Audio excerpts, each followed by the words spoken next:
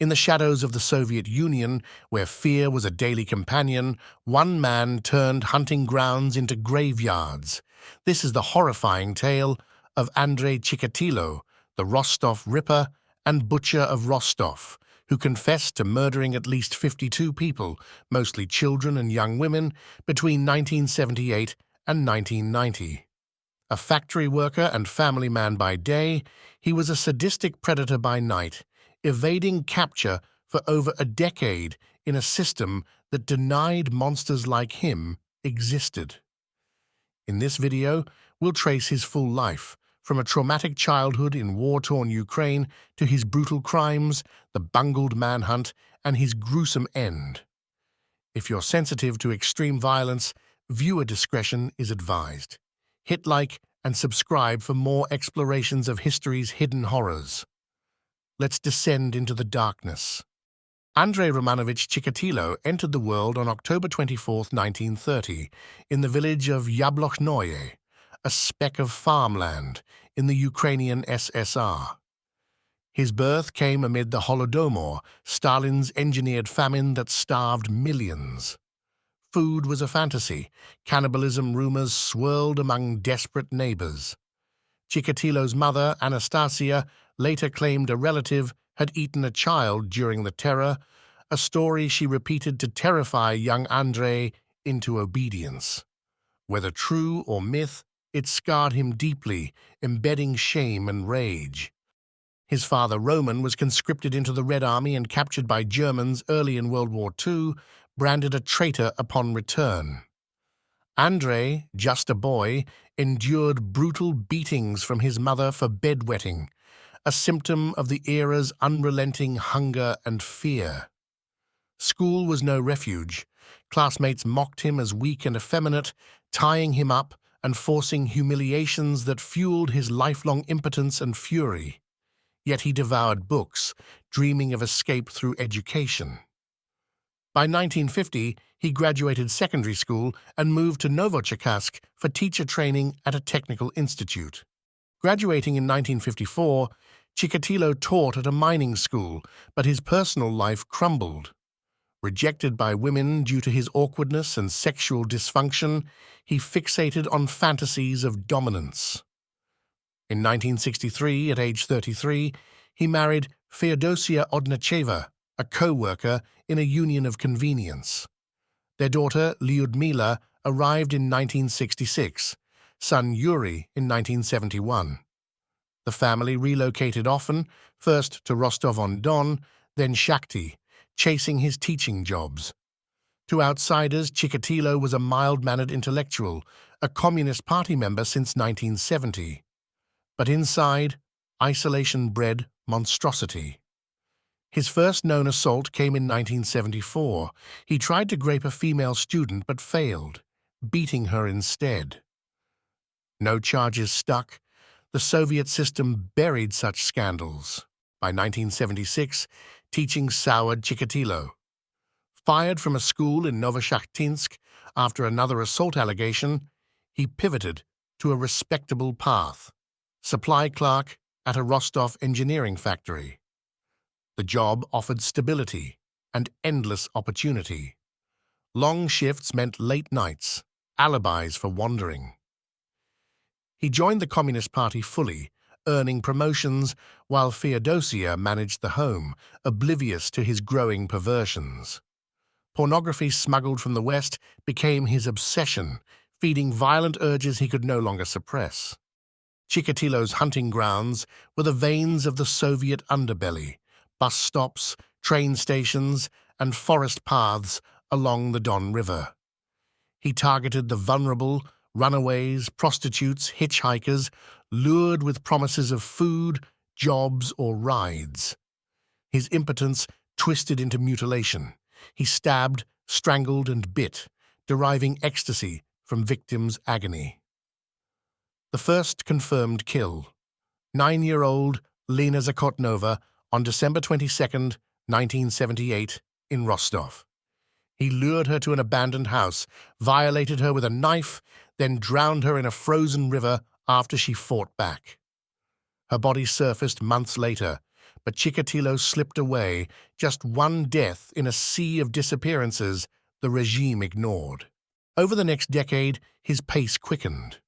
In 1980, he murdered 4 in 6 months. Olga Buyrova, a 25-year-old factory worker, 10-year-old boys Yuri Kandalat and Alexei Rogashev, and 13-year-old Igor Grossman. Bodies dumped in woods or rivers, often gnawed and eviscerated, eyes gouged, genitals severed, as if marking territory. Chikatilo reveled in the chaos, satisfying himself only post-mortem. By 1984, his tally neared 30, spanning Ukraine, Belarus, and Western Russia. Yet, in his factory office, he graded papers and kissed his grandchildren goodnight. Chikatilo's modus operandi was as methodical as it was macabre. He'd prowl stations like Aviatorskoye in Rostov, offering candy to children or cigarettes to teens.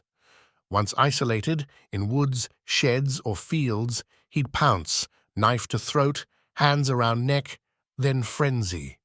He bit nipples until they tore, severed tongues, and carved swastikas into flesh, a perverse nod to wartime hatreds.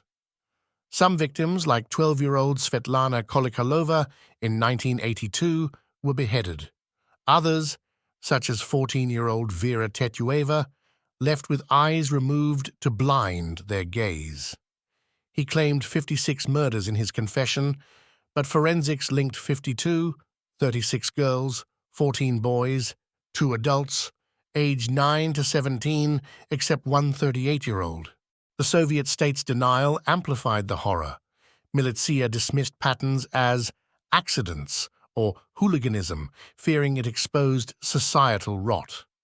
Bodies piled up, 9 in 1983 alone, including 7-year-old Igor Galushkin, whose skull was smashed. Chikatilo paused in 1984 after a botched attempt led to his brief arrest. Wrong man, Alexander Kravchenko, executed for Lena Zakotnova's murder in 1987. Guilt-ridden yet emboldened, Chikatilo resumed, killing 20 in 1985 to 88, like 9-year-old Alexei Anasenko, strangled in a train lavatory. His family noticed nothing. He blamed work stress for his absences. Rostov became a ghost town for parents who chained children indoors. The Lesopolosa maniac, forest strip killer, haunted headlines, but bureaucracy stalled the hunt. Cracks formed in 1988. A task force under Colonel Issa Kostoyev profiled the killer. Educated, local, targeting transients. Over 200 suspects grilled, including Chikatilo, flagged for loitering at stations. Urine stains on crime scenes, his habit of urinating post-kill, yielded a rare blood type, but Chikatilo's saliva mismatched due to a genetic quirk. Released, he murdered 3 more in 1989. 10-year-old Polina Chervenenko and Victoria Kalinina, both eviscerated. Breakthrough came via surveillance. In October 1989, plainclothes officers tailed Chikatilo at Donlesko's station. They watched him lure 13-year-old Victoria Mokryakova into woods, intervening just in time, knife drawn, but no crime committed. Arrested November 20th, 1989, he denied everything. But in his bag, rope, Vaseline, a hunting knife. Interrogators, led by Viktor Burakov, broke him over 9 weeks. Sleep deprivation, confrontations with evidence. On December 30th, 1989, Chikatilo confessed, sketching maps to 36 bodies. Exhumations confirmed his tales. The task force uncovered 17 more. The Soviet facade shattered. Gorbachev's glasnost allowed rare publicity. Chikatilo's trial opened April 18, 1991, in Rostov Regional Court, a spectacle of Soviet collapse. Caged like an animal to protect from mobs, he ranted, exposed himself, and gnashed teeth, claiming demonic possession. Prosecutors detailed 53 counts of murder, rape, and assault. Defense pleaded insanity. Witnesses, survivors like the rescued Victoria, testified. On October 15, 1991, he was convicted on 52 murders, sentenced to death. Appeals failed. On February 14, 1994, at age 63, Chikatilo was executed by firing squad in Novocherkassk prison. His last words, a plea for mercy, ignored. The case exposed militia failures, over 100,000 man-hours wasted, and inspired reforms. Families of the innocent, like executed Kravchenko, sought justice too late. Chikatilo's wife received a state pension. His children changed names, vanishing into obscurity. Andrei Chikatilo's shadow lingers, a reminder that evil hides in plain sight, unchecked by denial. His crimes birthed psychological profiles that aid modern hunts, from BTK to the Golden State Killer. Honor the lost by demanding truth. Thanks for watching. Drop your reactions below. If you enjoyed this story, head over to our channel for more true crime tales. Stay vigilant and always remember, stay curious. See you next time.